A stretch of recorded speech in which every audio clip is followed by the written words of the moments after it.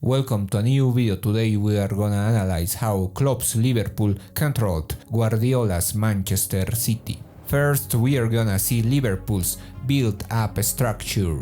In this phase, Liverpool didn't have many issues. Manchester City only pressed with one man, and the midfielders tried to cover his back and cover the passing lines to the midfielders. However, this created spaces on the flanks.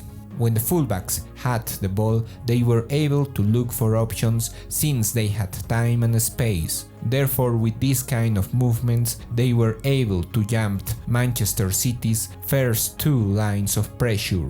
Also, Man City's midfielders weren't aggressive enough to mark the receptor. That's why Salah is able to get right off Ake, and he left Henderson with advantage of 3 versus 2. When they were in the final third, their wingers had space and could play 1 versus 1 against Man City's fullbacks. Guardiola's men were trying to cover the central corridors since Liverpool's fullbacks moved to those positions. Thanks to that, when the wingers had the ball, Man City left space in the clearance zone at the edge of the box. From this space, Alexander-Arnold was able to score.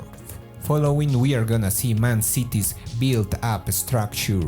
When they tried to play out from the back, Liverpool pressed with a high block with 3 players. Therefore, Man City tried to advance by the corridors. However, on the left side, Alexander-Arnold pressed very well to Cancelo. Nevertheless, on the right side, Robertson didn't press to Kyle Walker, and that's why they progressed on that side.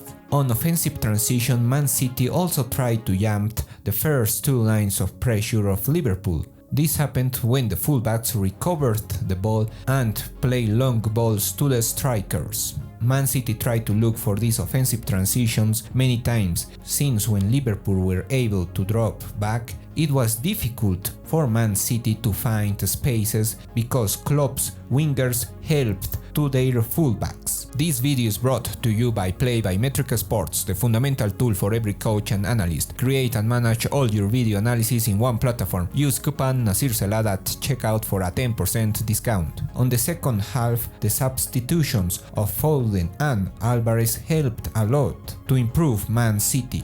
Now Man City were playing with 2 narrow wingers. As a consequence, this attracted the attention of Liverpool's players and freed the flanks for Cancelo and Walker. Julian Alvarez made clever movements, and this was seen when Man City scored. Bernardo Silva didn't have a clear passing option. For that reason, Julian Alvarez made a diagonal run to surprise Robertson and Virgil, and he was able to pass to Kevin De Bruyne. Foden was faster than Alexander-Arnold and shot, following Julian Alvarez scored. After that, Man City had the control of the game. They started to make smart tactical changes, as playing with 2 strikers with Erling Haaland and Julian Alvarez. Nevertheless, Liverpool had great defensive transitions, but also they had great offensive transitions with great individual performances as Mo Salah and Darwin Nuñez. Thanks to their smart offensive transitions and great individual performances, they were able to trash Man City's defensive line. Leave in the comment sections how do you think Liverpool and Man City will do this season, and thanks for watching the video. Don't forget to subscribe and leave a like.